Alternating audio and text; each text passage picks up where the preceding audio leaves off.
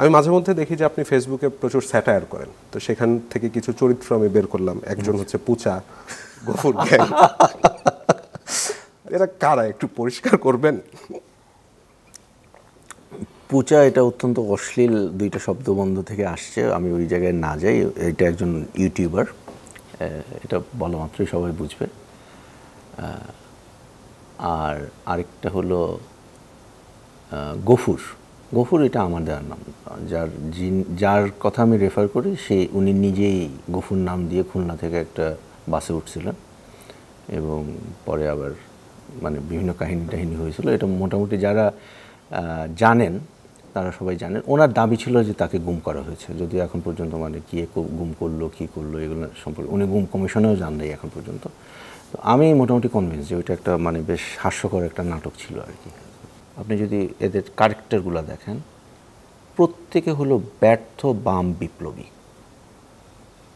মানে এরা একটা সময় একটা তো ইউটিউবার যেটা আছে সেটা হলো সিপিবি করতো, হ্যাঁ, এবং সেখানে তার যেমন ওই কমিউনিস্ট রাষ্ট্র প্রতিষ্ঠার যে স্বপ্ন একসময় ছিল, এটা তো বাংলাদেশে হয় নাই, ইনফ্যাক্ট দুনিয়ার কোথাও এখন সম্ভব কিনা কে জানে। ব্যর্থ বিপ্লবী, রাইট। আরেকজন আছে গফুর, যিনি সর্বহারা পার্টি। সেই সর্বহারা পার্টি মাওয়িস্ট বিপ্লব করে ফেলার চিন্তা ছিল, হ্যাঁ, সেখানেও সে ব্যর্থ, উনিও ব্যর্থ। সরকারে একজন আছে আগে জাসদ করতো, মুজিববাদ নিয়ে অবসেস, মানে এনার অবসেশন হলো মুজিববাদ, হ্যাঁ, উনিও ব্যর্থ। জাসদের যে বিপ্লবের চিন্তা ছিল ওইটাও ব্যর্থ। আরেকজন আছে ওয়ার্কার্স পার্টি, আরেকটা সোকল কমিউনিস্ট পার্টি। উনি আবার এক সময় খুব বিএনপির খুব কাছের লোক ছিল, খালেদা জিয়ার খুব কাছের লোক ছিল। উনিও কিন্তু বিপ্লবী হিসাবে ব্যর্থ।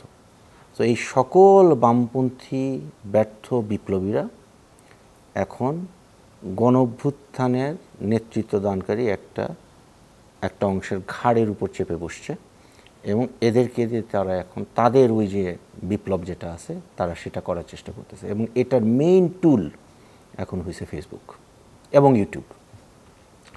এবং এটা আমি মনে করি মানে কোনো সুস্থ রাজনীতি পরিচায়ক না। আর আরেকটা প্রশ্ন আপনি করছিলেন যে ষড়যন্ত্র। আমরা তো ষড়যন্ত্র পছন্দ করি না। আমরা চাই তোমাদের যদি বিপ্লব করতে হয় প্রকাশ্যে এসে বলো যে these are the things we want to do, these are the things we are doing. তোমার এনসিপির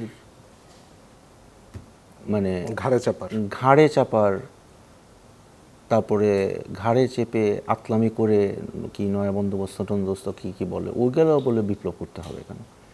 তোমাদের প্রোগ্রাম নিয়ে তোমরা মানুষের সামনে আসো, যদি কেউ তোমাদেরকে গ্রহণ করে ইলেকশনে দাঁড়াও। আচ্ছা, fair and square, B fair and square. But এই নোংরামি করা, এইটারে ওই ইউটিউবে নর্তন কুর্দন করে বিপ্লব করা, এটা তো আসলে দুনিয়ার কোনো জায়গায় হয় না, বাংলাদেশেও হবে না।